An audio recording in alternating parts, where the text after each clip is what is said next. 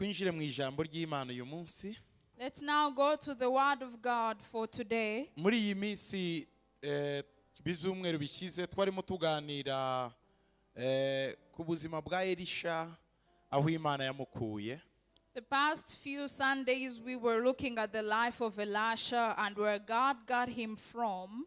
Mu mibyizi twarimo tuganira ukuntu ubutunzi buturimo tubushira hanze bukagira abandi akamaro cyangwa se kumena urwabya rurimo ubwo butunzi bwacu bukagirira abandi akamaro. However, during the weekly services, the daily services that we were having on Tuesdays and Thursdays, we were looking at how to pour out the treasure that God has put in with us so that we give it to people.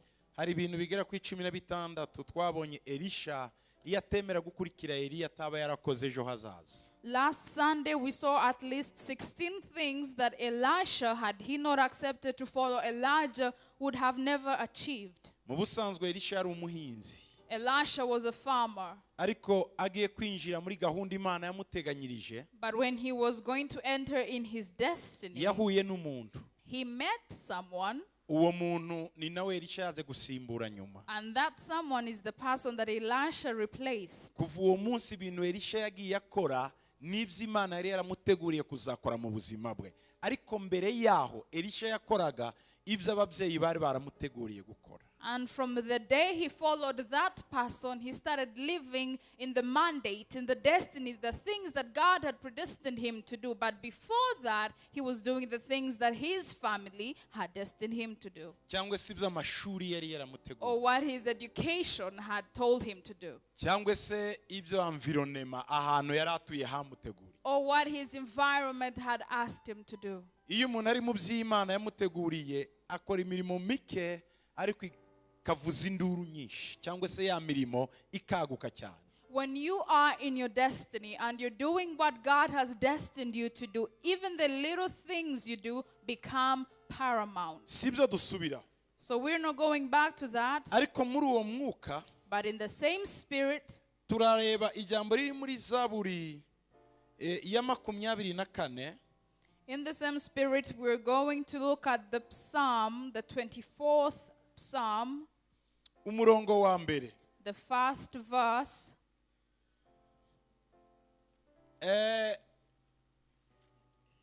Bibiri iravuga ngo isi nibiyuzuye n'iby'Uwiteka, isi n'abayibamo. The Bible says, the earth is the Lord's and all its fullness, the world and those who dwell therein. Isi nibiyuzuye n'iby'Uwiteka, ndetse isi n'abayibamo. The earth is the Lord's and all its fullness, the world and those who dwell therein. Zaburi 115 ku murongo wa 16. Then we're going to Psalm 115, verse 16. 115 ku murongo wa 16 Zaburi. 115, verse 16, Psalm.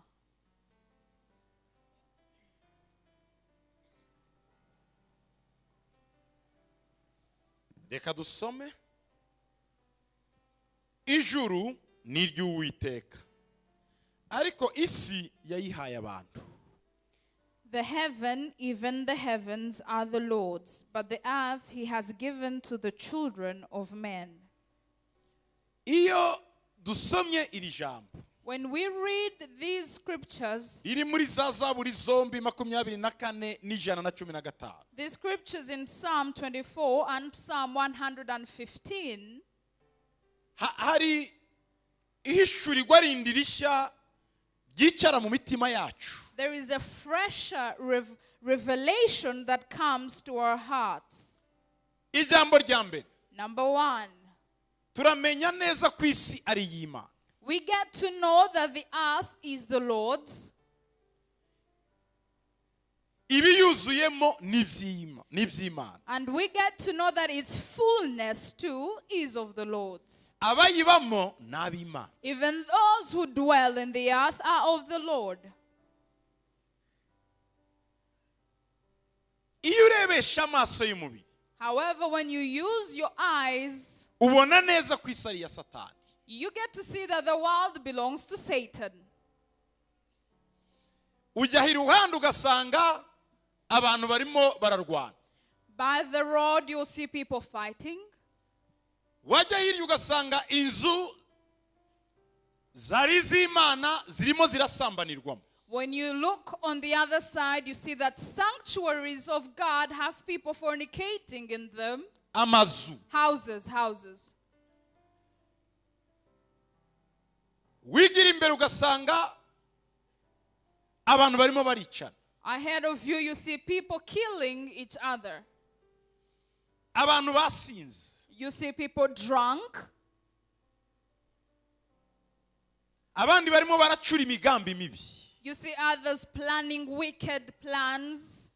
Wareba amafilime ugasanga ya mafilime yose aranduye cyangwa se aranduza ibitekerezo. When you look at the movies, even movies are wicked in their own way to the mind. Wareba ibirimo bica ku mateleviziyo ababyinnyi bambaye ubusa imbere y'abana n'ababyeyi ukibaza. When you look at the television, you see music that is completely unacceptable.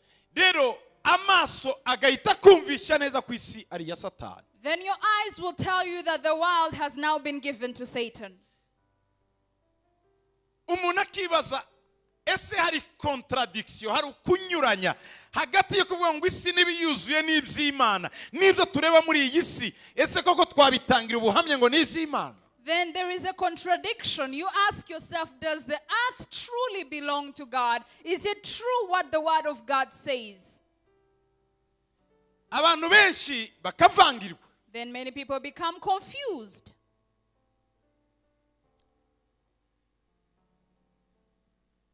Bigatuma mu mitima y'abantu basenga cyangwa se bababaye bagira igitekerezo cy'iyindi si nshya, kavuga ngo Mana mu isi si iwacu ni mu ijuru. Then the saints, those who pray, who desire a better world than this, they say the earth is not ours, the heaven is where we belong.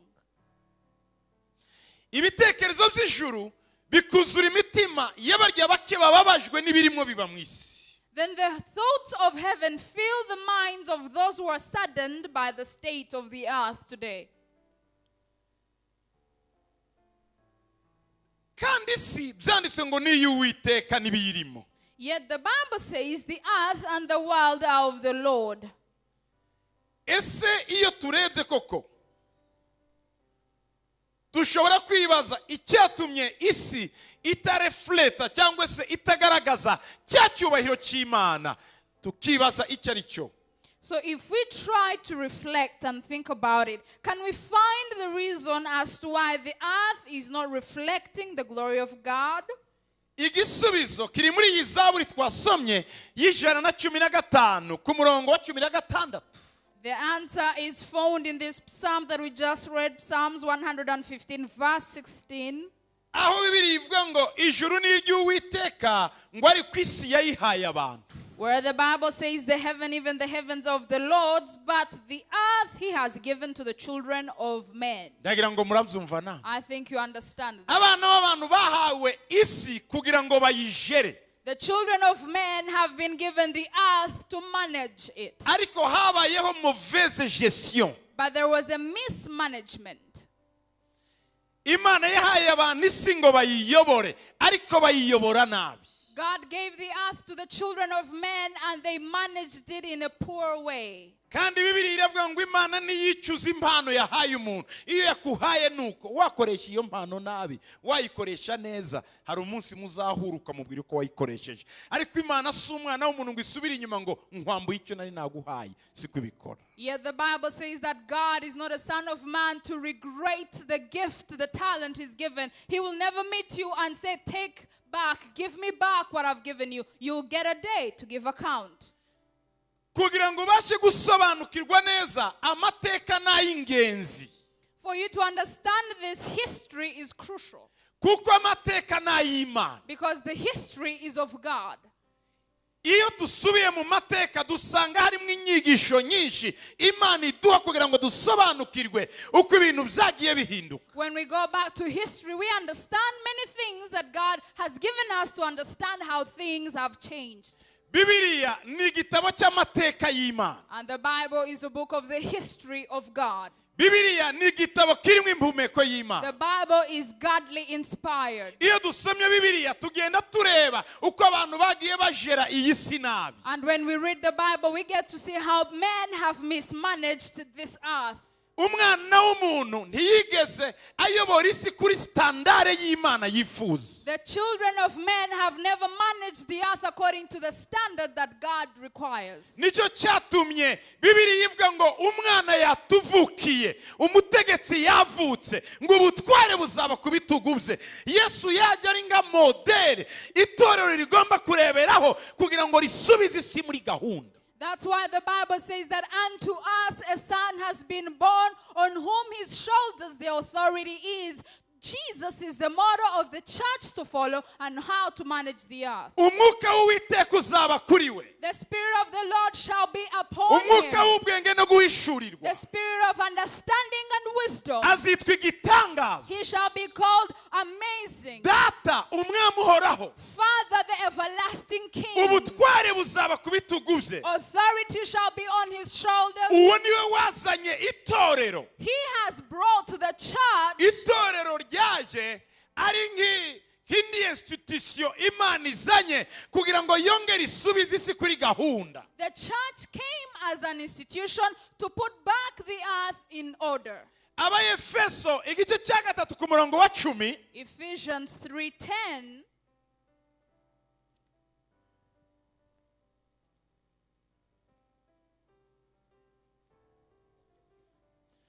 Efeso 3:10. Ephesians 3:10. Bibiliya iravuga ngo kugira ngo muri iki gihe abatware n'abafite ubushobozi bwo mu ijuru mu buryo bw'umwuka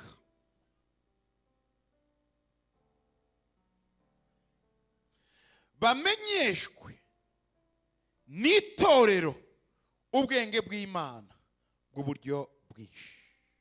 The Bible says, to the intent that now the manifold wisdom of God might be made known by the church to the principalities and powers in the heavenly places. Nukuvuga ko aha Bibiliya ivuga ku batware n'abafite ubushobozi bwo mu ijuru, harimo abadayimoni, harimo n'abamarayika. Here the Bible says the principalities and powers in the heavenly places. We see angels and we see demons. Bibiliya iravuga mu yandi magambo. The Bible says, in other words, Abamarayika bo mu ijuru, angels in heaven, abadayimoni, demons bigire mu itorero uko ibintu bisubizwa muri gahunda. should learn from the church how things are put back in order. Itorero rihindure ubuzima. Let the church change lives. Hanyuma bo mu ijuru bose baze kwigira mu itorero ubwenge bw'Imana butandukanye burimo buhindura amateka. Then those in the heavenly places will come to the church to learn the manifold wisdom that is changing lives. Umva. Listen. Imana yaduhaye impano. God has given us gifts. Mu ijuru nta mpano zikenewe. In heaven, gifts are not needed. Imana yaduhaye impano kugira ngo tubashe kujuwa role, dukore cya kindi yagambiriye ngo isi ishirwe muri gahunda, kuko ijuru n'isi n'ibirimo n'iby'Imana. Ariko Imana yahaye abantu isi kugira ngo isi bayijere neza, iduha impano zitandukanye. God has given us gifts. In heaven, they don't need gifts. He has given us gifts that we may take the earth back in God's original plan, not in heaven, but on earth, that we may have gifts. Nta muntu kuri iyi si No one on earth uwabayeho, who has ever been, uriho, who is, n'uzabaho and who is to come, utari mu impano y'Imana. who has no godly gifts. Nubwo batabizi, They may not know ko it. badafite izo mpano. They may not know that they are Kuko gifted. impano muri twebwe ni ikiraro kitugeza ku mugambi w'Imana. Hari ibyo Imana yagambiriye hari imbere, ariko ikaguha impano kugira ngo wowe ubikore. Ibyo Imana yagambiriye byuzure. Nta muntu n'umwe kuri iyi si, yaba umwirabura, yaba umwera, yaba umukene, yaba umukire, utari mu impano y'Imana. Your gift is your bridge to your destiny. Your gift is what God has given you as a tool to take you to what He destined you to do. No man in this world, either black or white or yellow, any color, who has no gift. Umva. So listen to me. Uko umeze kose uyu munsi, Anyhow you are today, impano yawe irimo irakorera mu rugero wasobanukiwe icyo ufite muri wowe. your gift functions according to your level of understanding. Ubwenge ubumenyi ufite The knowledge you have nibwo urimo ukorera mu impano yawe. is what makes your gift function. Ibyo urimo ubasha gukora muri iyi myaka, So what you're doing in these years, uko urimo ukoresha impano y'Imana, the way you're using your godly given ni gift, proportionnel ya niveau ya connaissance y'iyo mpano uzi ufite, cyangwa se uko wayityajije uko imeze. the way you're using your gift, your godly given gift, is proportional to the knowledge of that gift that you have within you. Aha. Reka mbivuge gatoya. Let me explain further. Umwana w'imyaka 10 A young child of 10 akora ibintu years biresha n'imyaka 10 n'ubwenge bw'imyaka 10. will do things according to their age of 10. Umwana w'imyaka 20 And a young man of 20 akora ibintu biresha n'ubwenge afite muri iyo myaka. will do the things according to their age of 20. Bahamagaye famiye Karengera gusengera abagiye gukora ubukwe. They have called the family of Karengera to pray for the young couples. Imyaka hafi 30 babanye. And they've been married for almost 30 years. Bafite experience yo kubana iruta bagiye kuzabana batarabana. Bagishwana mu bufianse bakongera bakiyunga bagashwana bakiyunga. Donc bariya connaissance bafite y'urugo itandukanye n'iyabariye. No kuvuga ko nivo bariya bafite mu kubaka urugo niko bazarwubaka.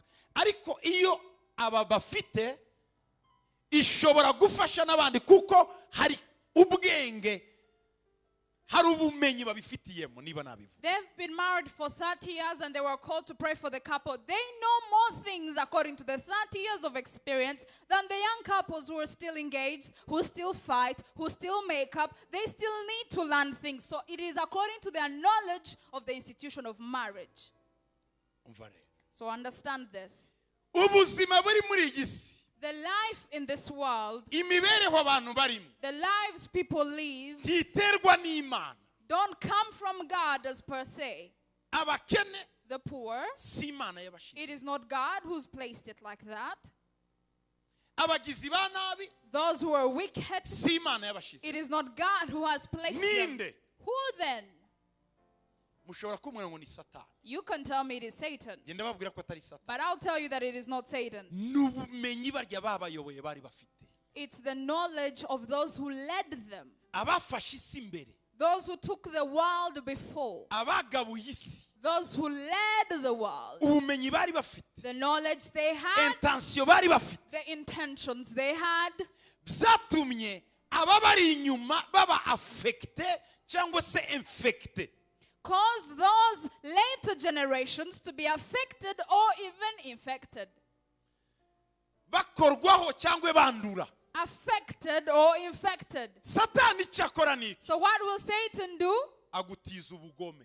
He will lend wickedness to you. Ariko imiyoborere Leadership n'ubwenge bwawe, is equal to your knowledge, n'ubumenyi bwawe. your wisdom. Niyo mpamvu Imana yashyizeho abacamanza, ntiyashyizeho uzacira Satani urubanza uretse we wenyine. Abacamanza ni iki? Abacamanza ni abantu bashyizweho kugira ngo bahane ubujiji, kutamenya, kugira nkana, kugira nabi kuri mu mitima y'abantu. Abacamanza ntibashinzwe Satani, iyo n'indi dosiye n'Imana.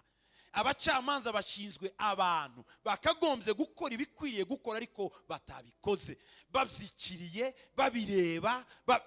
Muranyumva nawe? That's why God has placed the justice system. Judges are not meant to judge Satan or his works. That is conditional to God. But judges are meant to judge men who wickedly do things that they shouldn't be doing. Amateka mabi kuri iyi si yitirirwa abantu, ntiyitirirwa Satani. All the bad history in the world is called unto the names of men, not Satan. Nta munsi n'umwe muzabona leta yo kwisi yaguruka ngo ni amatorero mwe ni mubohe Satani uri muri uyu muntu, bazaboha wa muntu auteur agent wa cya kibazo.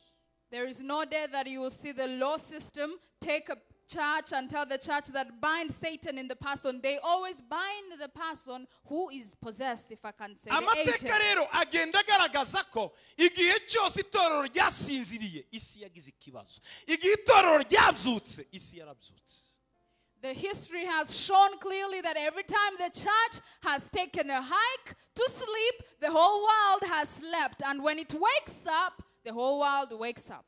Hari conception itariyo cyangwa se igitekerezo abantu bagira kitari cyo. So there is a conception, a wrong conception that people have. Bazi ku itorero ari bisi cyangwa se indege ijyana abantu mu ijuru. People think that the church is a bus meant to take people to heaven. Abagiye gusenga nabazaja mu ijuru. Those who've gone to church are people who want to go to Icyo heaven. gitekerezo ni kimwe ariko siko kuri kose. That conception is a half truth. It's not the full truth. Itorero, the church, rirenze ibyo kujyana gusa abantu mu ijuru. Is more than taking people to heaven. Itorero n'urubuga rugomba kuvamo abayobozi b'ejo bazahindura amateka y'isi. The church is a field, a place where leaders of tomorrow are trained so that they may change the coming history. Itorero, the church, rigomba kuvamo abahungu n'abakobwa barimo kamere y'Imana kugira ngo yasi Imana yaduhaye bayisubize ku murongo.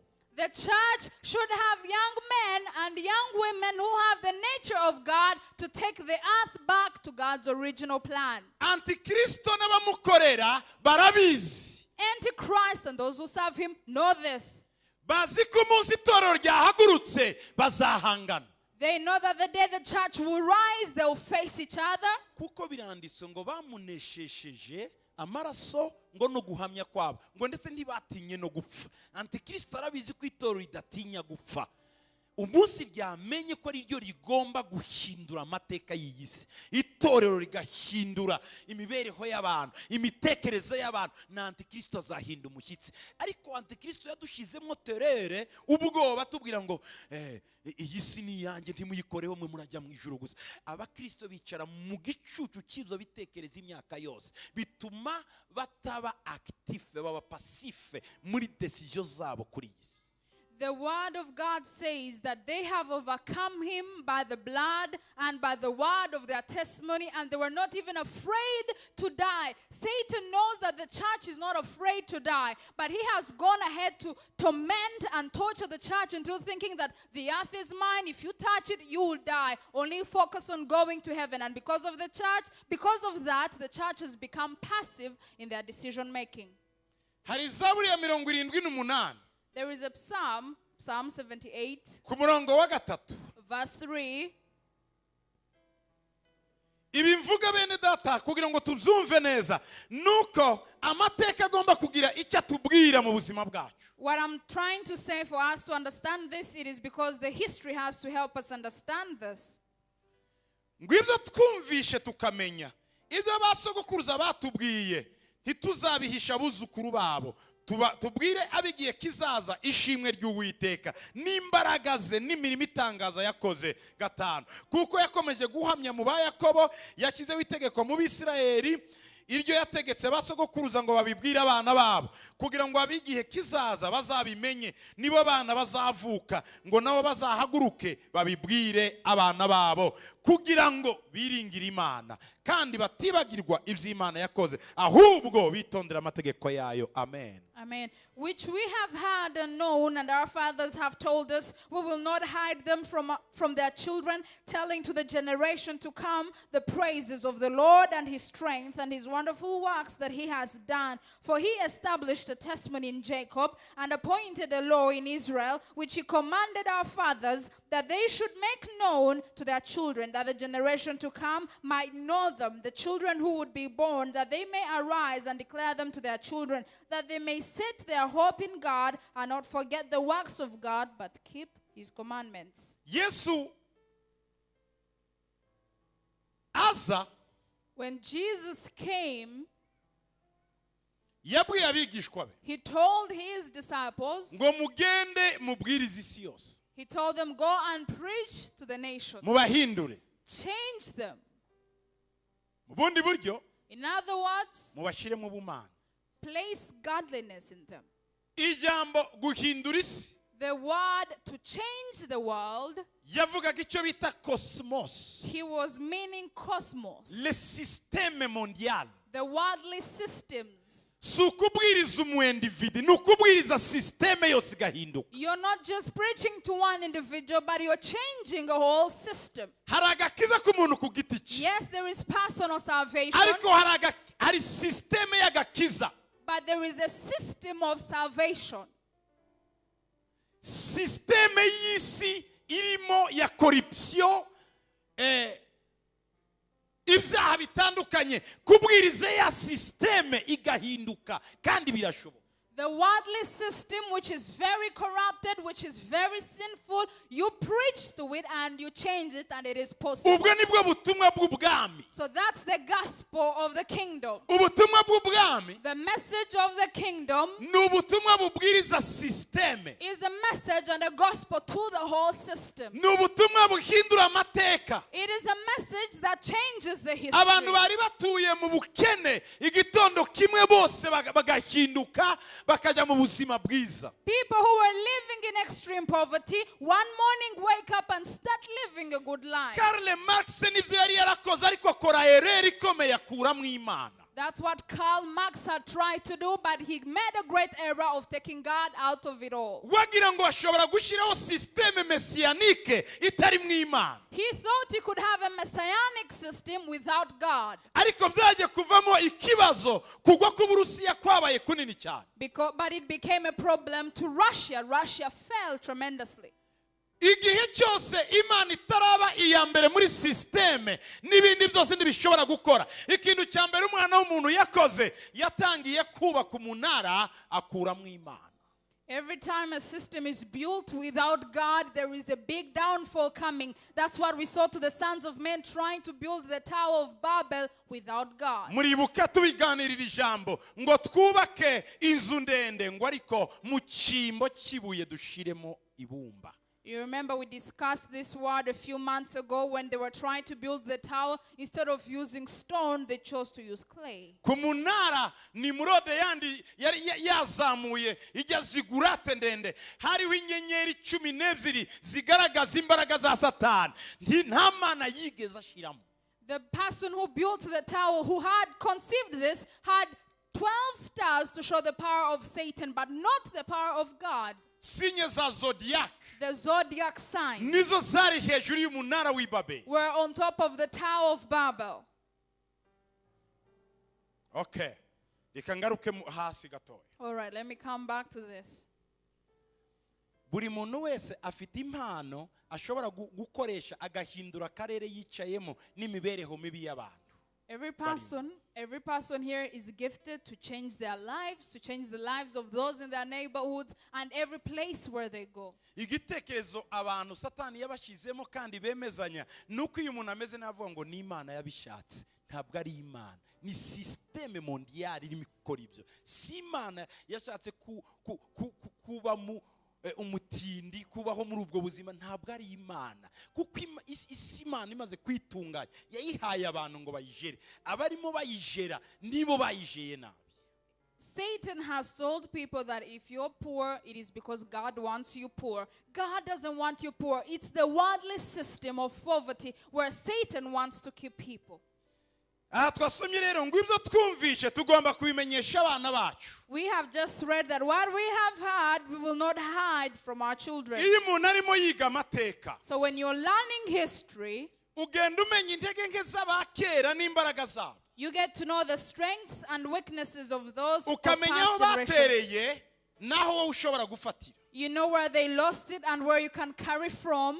Ni erere nini cyane ku muntu wifuza kugera ahantu udasubije amaso inyuma ngo wige amateka y'icyo gihe. It's a great error for those who want to get far but they don't want to study history. Umupasiteri A pastor yakagombye kwiga amateka y'itorero rya mbere kugira ngo amenye uko ayobora itorero ry'ejo. A pastor should read the history of past churches so that he can lead his church well. Umupolitisiye A politician yakagombye kwiga amateka y'abapolitisiye batambutse kugira ngo abashe gucengeza politike y'ejo A izaza. politician should look at the past politics so that he could lead his nation in the right politics. Umucuruzi A businessman yakagombye kuba afite amateka y'ubucuruzi uko bugenda n'uko bugwa kugira ngo nawe abashe kuzacuruza neza ejo hazaza. A businessman should be updated in the past economics so that they could take their country or whatever business they're doing in the right way. Umucamanza A judge yakagombye kureba amateka y'abacamanza abandi ubuzima bwatambutse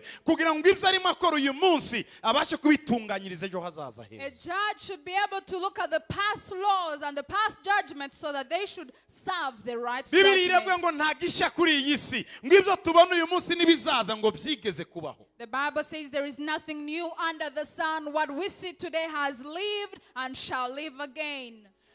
Ntabwo tubakuramo igitekerezo cyo kuja mu ijuru ariko turabashiramo n'igitekerezo cyo kumenya ko iyi si Imana yayiduhaye ngo tuyibemo.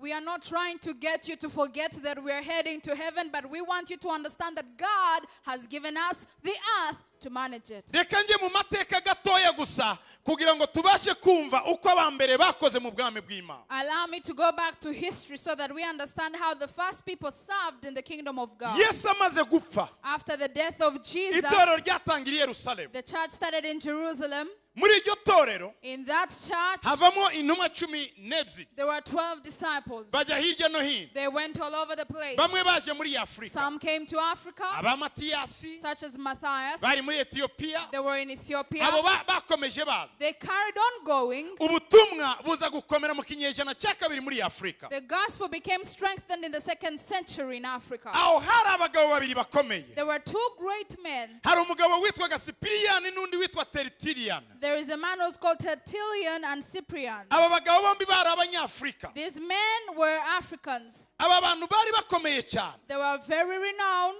Bari baratangiye guhindura amateka. They had started changing history. Mu nyigisho z'aba bagabo bombi, In their teachings, Cyprian na Tertullian, Cyprian and Tertullian, harimo umugabo witwa Auguste. there was a man called Augustine. Wabashije gukururwa n'inyigisho zabo. Augustine was pulled by their teachings. Auguste yavutse mu mwaka wa 345. Augustine was born in 45 Afa mu mwaka wa 430. and died in 430. Uyu Auguste This Augustine yahinduye ibintu byinshi Roma. changed many things in Rome. Auguste yari umwirabura wo muri Afrika. Augustine was an African man, Ariko yari umunyabwenge utangaje. but he was very intelligent. Yari yakijijwe. He was saved. Niyo mpamvu bamwise umutagatifu Auguste. That's why they called him Saint Augustine. Yanditse igitabo He wrote a book uretse Bibiliya. other than the Bible. Nicyo gitabo cya kabiri ku isi. It is the second book Muri iyi myaka ya za 300 mu kinyejana cya kabiri cya gatatu. in this 2nd century. Icyo gitabo cyitwa ngo ni umurwa w'Imana.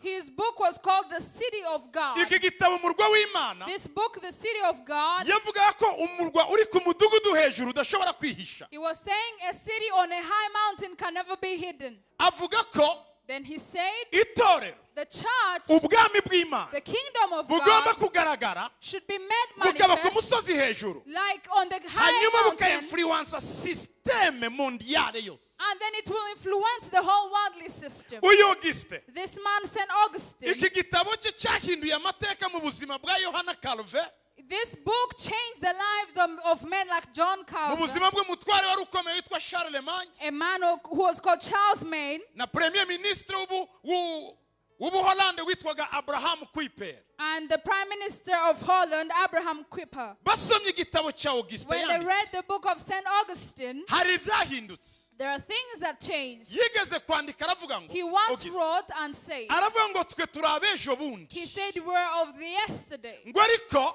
But ngo nta kintu twasigiye i Roma ngo uretse gusa insengero z'ibigirwamana zabo.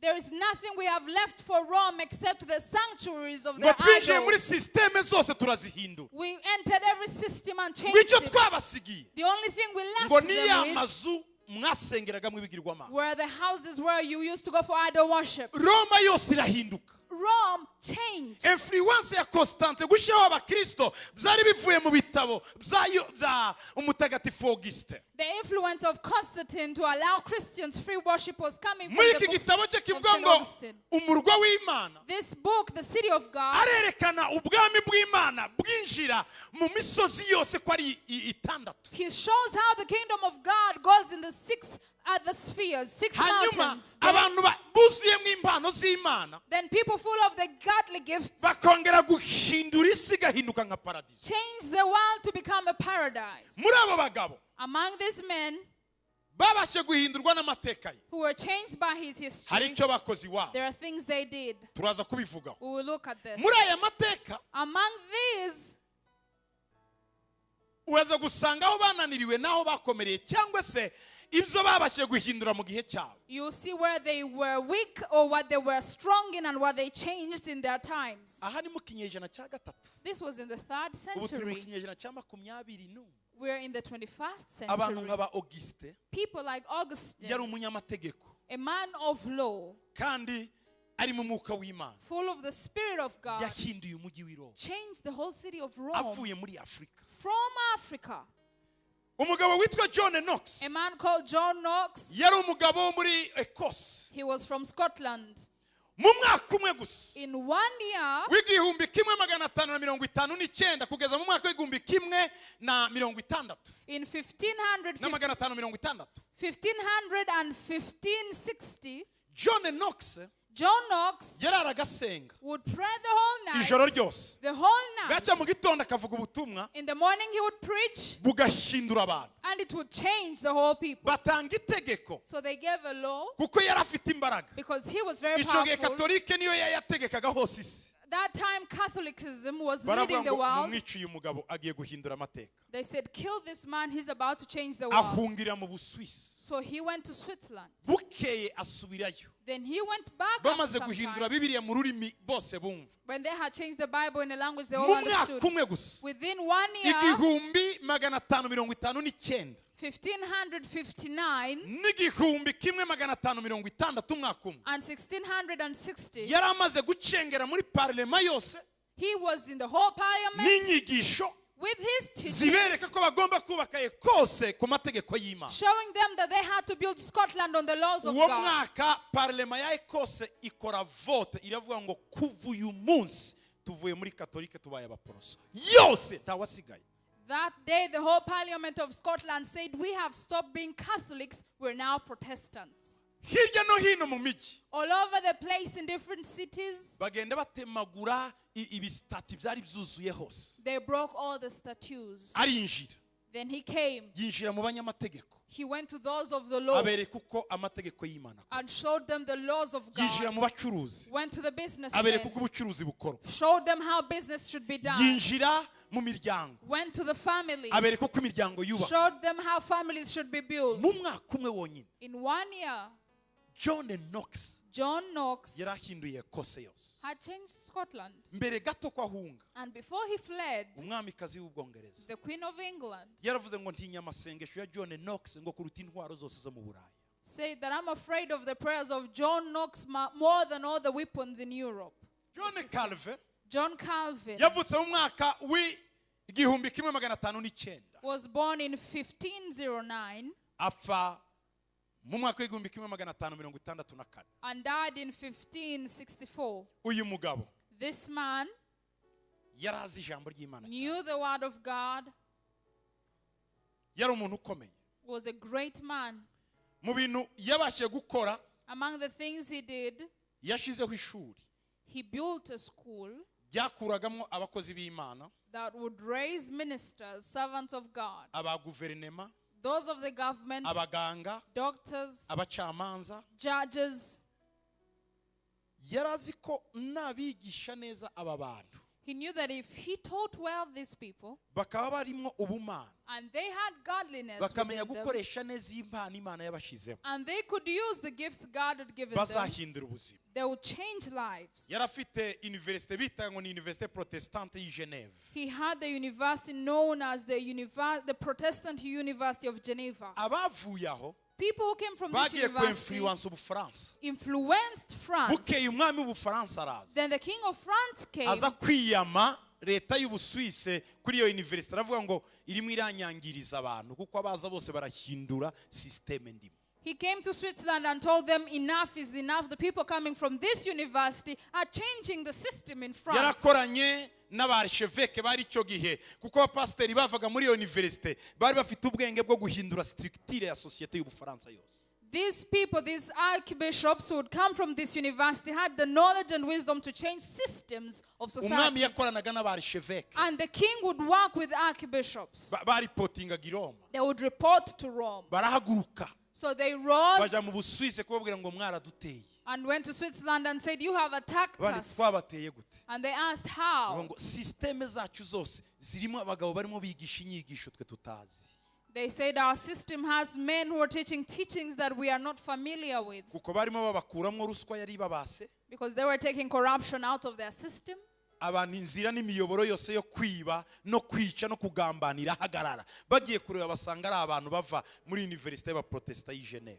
People stopped stealing, people stopped killing each other, and they came to see that they were coming from this university in Geneva. Bukeye Then the next mu mwaka day, w'igihumbi kimwe magana atanu mirongo itanu na gatanu in 1555, bamutorera kuba umukuru w'umujyi w'i Geneve, Calve, Pasteur Calve. they elected him to be the mayor of the city of Geneva. Icyo gihe That day, nicyo gihe Geneve yazamutse hejuru. that's when Geneva went high. Nicyo gihe isi yatangiye kuyubaha. That's when the world started respecting Ku ngoma ya Switzerland. Calve, In the time of Calvin, Geneve, Suisse yinjiye mu yandi mateka. Switzerland made another history. Bashizeho itegeko They placed a ko law bagomba gushira amategeko y'Imana n'ijambo ry'Imana mu zindi sferi zose z'igihugu. They had a law that they had to take all the laws of God in other spheres of the country. Akoresheje igitabo cy'umutagatifu Auguste kivuga ngo umurwa w'Imana yabashe gukuramo principe zizayobora Ubusuwisi. Using the book of St. Augustine, the book, The City of God, he got all the principles and took them. Umva icyabaye muri Suisse. Listen to what happened in Switzerland. Wataga amafaranga mu nzira You could put your money on the street ukagenda wagira icyumweru wagaruka ukayahasanga. and you would go even after 1 week, still find it there. Ku ngoma ya Calve In the time of Calvin, umuntu wese yatinyaga gukora icyaha. every person was afraid to sin. Ku ntambara y'isi ya kabiri In the Second World War, abantu murabiza hari amafaranga niho hari imitima yabo. you know that where money is where the heart will be. Ubudage bumaze gusenyuka, After German was Ubwongereza destroyed, babukubise mu maboko, when England was bombed, Ubufaransa burimo intambara, when France had abantu wars, bashatse aho bahungishiriza amafaranga, people had nowhere to take their money. baravuga ngo tuyahungishirize mu Busuwisi. So they said, let's take our money to Niho Switzerland. batiba n'igiceri cy'umuntu. That's where they don't even steal even one Suisse coin. ntigira ubutaka Switzerland has no land ngo barahinga beze. that they will farm. Suisse ntigira ubundi butunzi. Switzerland has no other resources. Suisse Switzerland yacuruje gusa ubunyangamugayo. just sold integrity. Bwashyizweho nande na Calve wigishijwe na Auguste. Integrity taught by Calvin, who was also taught by St. Augustine. Kugeza n'ubu Till today, icyicaro gikuru cyawo ni ku isi kibi Geneve. the headquarters of the UN are in Geneva. Isi yose ifite biro ya Geneve. The whole world has offices in Geneva. Kugeza uyu munsi Till this day, banki zose zikomeye ku isi ziba i Geneve. all great banks live in Geneva. Kugeza uyu munsi Till today, politiki ihanitse ntiba New York iba i Geneve. the highest politics is not in New York but in Geneva. Aba bantu barimo bashaka gutegeka isi kugira abitwa ba Bilderberg kugira ngo inama yabo icemo bakorera inama muri Swiss. All these people who want to rule the world, these people known as the Bilderbergs, for them to have good meetings, they go to Switzerland. kubera iki Why? hari umukozi w'Imana wasize ahinduye amateka. There is a servant of God who changed the ndimo ndababwira history. aya mateka I'm telling you this kugira ngo history. mutagira ngo Calvin yavukanye imbuto mu ntoki, yari umuturage usanzwe ariko asobanukirwa impano y'Imana imurimo. Ibyo nawe wabikora. So that you understand that Calvin wasn't born with gifts in his hand, but he understood the gifts God gave him and used them. You can do the same. undi mugabo witwa Abrahamu Kwipera. Another man called Abraham Kuyper. uyu mugabo yasomye igitabo cya Auguste kivuga iki twavuze umurwa w'Imana. He read the same book, The City of God, written by Augustine. Aragisoma. He read it. yari umukozi w'Imana, ari pasiteri w'umuriberale. He was a liberal pastor. abapasiteri bemereye kwinywera akayoga, gukora utwaha duke, ariko kuko nibo ba liberale. Theologie liberale ntiyemera ko Bibiliya ari ijambo ry'Imana 100%, yemera ko hariho evolution, hari ibyahinduka. abapasiteri rero b'abalibero muhurira mu kabare mukanywa, yakunda umukobwa akamudraga, eje akavuga ijambo. Donc bo nta kibazo n'abaliberale. nawe Kwipera yari umuriberale. Abraham Kuyper was a liberal pastor. Now, liberal theology or liberal pastors are people who don't believe that the word of God is the whole word of God. They believe in evolution. They believe that you can drink, you can fornicate. They're liberal about everything. amaze gusoma iki gitabo But after reading this book cy'umutagatifu Auguste, by St. Augustine, yahinduye imitekerereze ye. he changed his mind. aravuga ati burya twigisha abantu mu buryo butari bwo. And he said, we teach people the wrong things. akora reformation, atangira reforme mu itorero rya Holland. Then he began a reformation in the Church of Holland. asubiza itorero ku murongo. He put the church back in order. arangije Then atangira gufata principe za Bibiliya yasomye muri cya gitabo azinjiza muri societe y'Abaholandi. he started taking the principles that he had read in the book and put in the system of the Netherlands. yinjira muri politike, He entered the mu political bintu arena, sociale, social arena, yinjira mu nganda, industry, ajya muri muco waho culture, in their culture, hose genda yinjizamo principe z'Imana. taking the principles of God with him. agera igihe He got to a point ashiraho umutwe wa politike. where he had a political party, mu gihe gito and within a short time, bamutora kuja muri parlema y'Abaholandi. they elected him to the parliament of Netherlands. muri ico gihe In that time, ashiraho university i Amsterdam. he built a university in Amsterdam. yagombaga kwiga ku bijyanye n'amateka cyangwa se n'amahame y'ijambo ry'Imana uko yinjizwa mu buzima busanzwe. Which had to study how to use the principles of God in everyday life. yari umuntu usanzwe. He was an ordinary man. mu mwaka w'1991 But in 1891, aba premier ministre w'Ubuholandi. he became the prime minister of Holland. yari umupasiteri He was a pastor wagerageje kuinfluence ubuzima bw'itorero. who tried to influence the life of buke the yinjira muri church, industry. then entered the industry. abapasiteri wa industry, He became the pastor in the abapasiteri industry, wa social, the pastor of the social, abapasiteri wa politike mu gihugu. the pastor of politics in the land. mu mwaka uyu mugabo yabaye premier ministre. In the- ntibagira president, bagira premier ministre. The year that he became the prime minister, they don't have presidents, they have prime Ubuholandi ministers. bwahinduye amateka yose. Netherlands was changed. uyu mugabo yari umwanditsi w'ibitabo, He was an author, yari umwigisha, ari professeur, he was a professor. yakoraga deba zikomeye wenyine mu ijwi ry'agahindura akabasha gukonvenka abadage bose. He could have a debate and change all the people gathered, all the Dutch people gathered. byageze igihe It got to a point abazungu bava mu bindi bihugu bakajya gusoma ibitabo bye, bakiga igiholande kugira ngo babashe gusoma ibitabo bye, kuko wasomaga ibitabo bya Abraham Kuyper yatahaga yahindutse mu buzima bwe. biga ururimi rw'igiholande benshi ku isi kugira ngo babashe gusoma ibitabo bye mu rurimi original. byari byarasemuwe mu bindi rurimi ariko bifuzaga kugisoma mu rurimi rwe. It got to a point where other white people would travel from their countries and go and study Dutch so that they could read his books in the original form of Dutch and they would be changed. message ye centrale yari afite kwari kuvuga ngo muri byose Kristo abo wa mbere. His central message was this: in all, Christ is the first. uyu mugabo This man yazanye ububyutse butangaje mu Buholandi. brought great revival in Holland. uzabaza umuholande wese Ask every Holland, every Dutch, Abraham Kuyper ask them Abraham ku Kuyper. ngoma ye In his time, n'abaprisonnier benshi barafunguwe. Many prisoners were released. ku ngoma ye In his time, ubusambo bwaragabanutse, wickedness, evil ways, ku ngoma ye corruption, in amateka his reign, yarahindutse. history changed. aho itorero rigana niho n'isi irimo igana. iyo itorero risinziriye isi irasinzira, iyo itorero ribyutse isi irabyuka.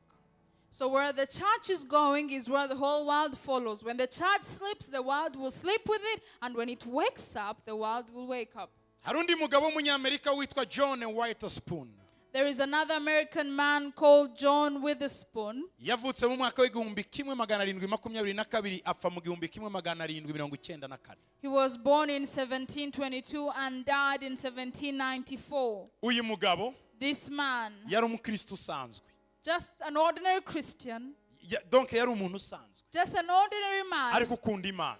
but who loved God. bamusaba kujya kuba perezida wa university ikomeye muri Amerika yitwa Princeton College. They asked him to be the president of a university in the US called Princeton College.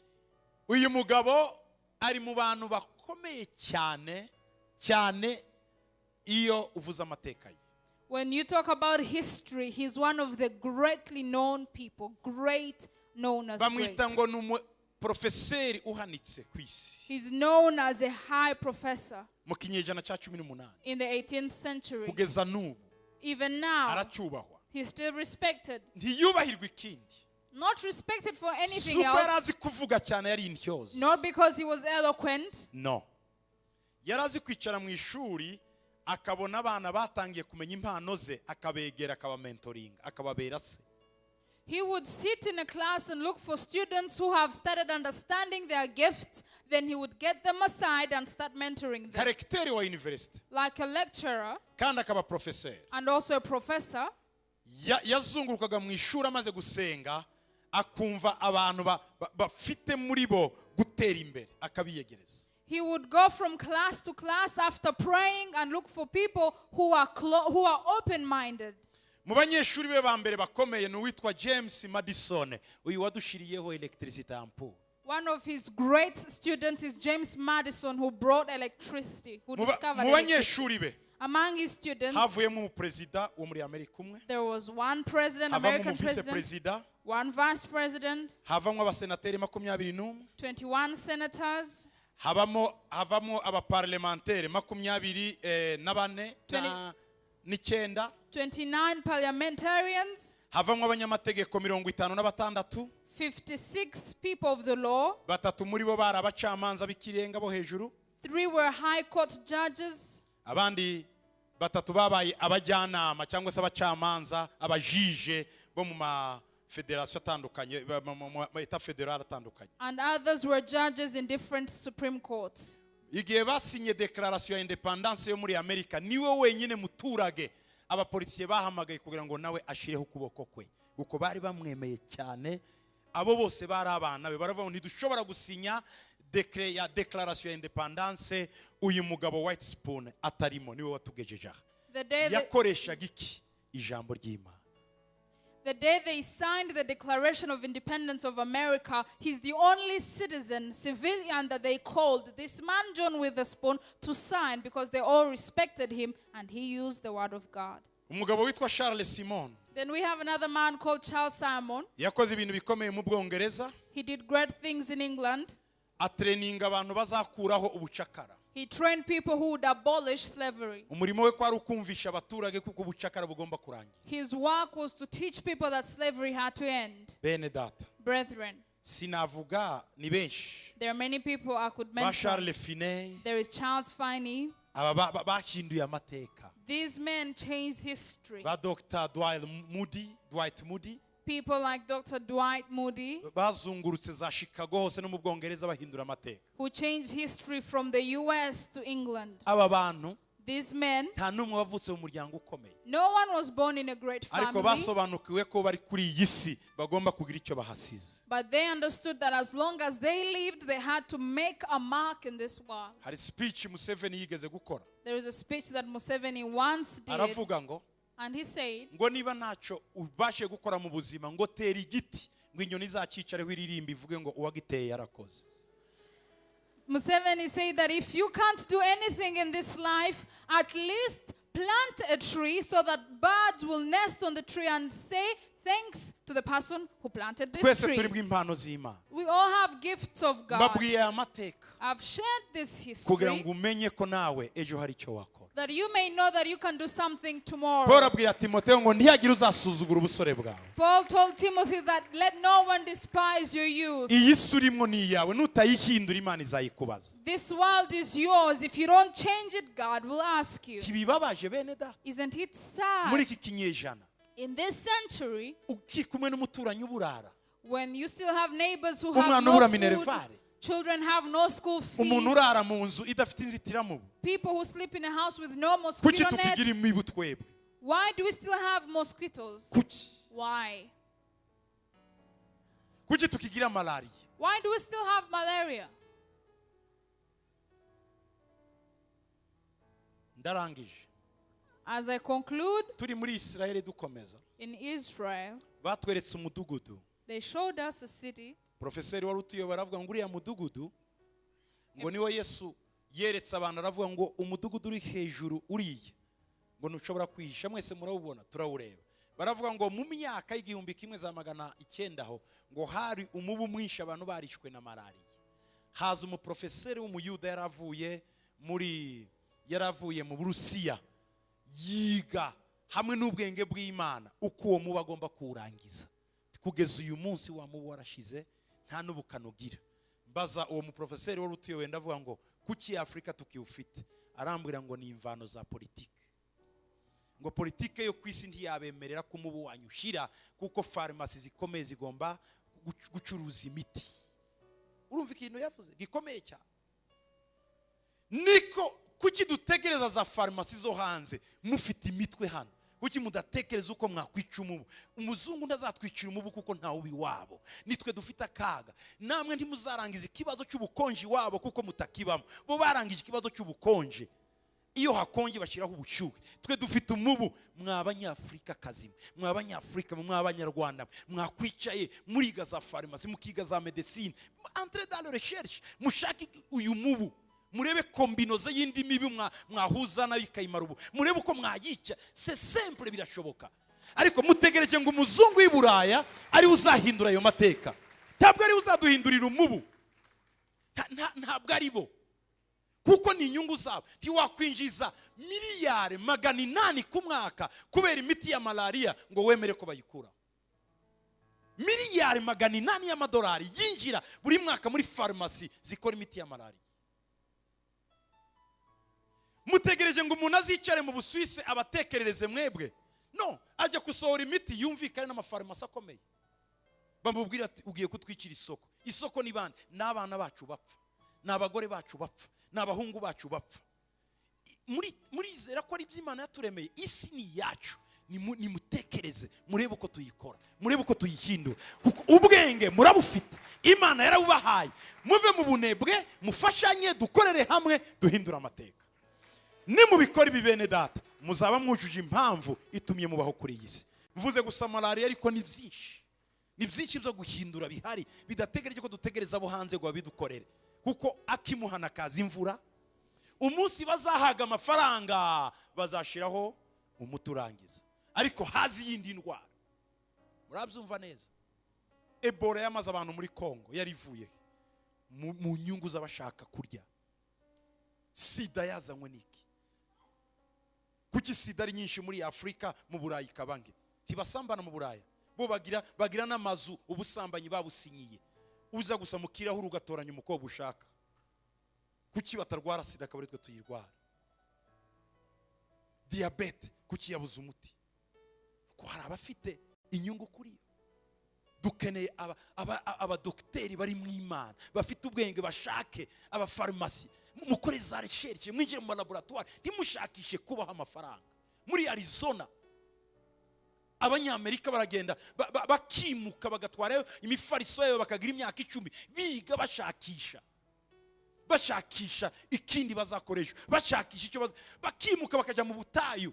Abagore n'abagabo bakimuka, nta kandi kazi nukurara batekereza.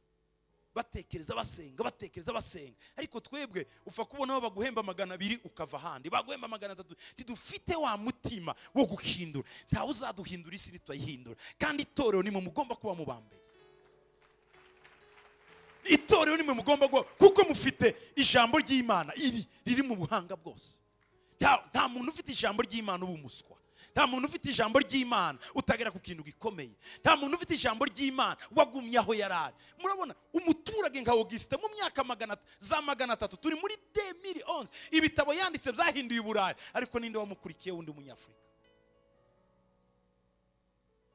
kwirwa turyana tutemagurana uyu yakoraka tukagakubita hasi tukagasenya uyu yubaka iki ejo tukagisenya uyu ntituzi kubakira hejuru y'ibindi ntituzi guteza amateka yatangije kuyazamura tuzi gusenya amateka yatangiye umva bene data ndababwira ibi mbahiga nk'umukozi w'Imana nimuhaguruke isi Imana yari yabahaye ngo isi nibirimo n'ibyanyu Imana yo kwirajera mu ijuru hari amahoro ngo isi yarayibahaye none murashaka no kuyitera mu ijuru yiriruhukiye mu ijuru ryayo rimeze neza iwanyu murahishe none murashaka kuyisanga mu ijuru ho ndi muzahica nimubanze muyiprove ko isi mwayigira neza none muzaje mu ijuru Imana ibaha umugisha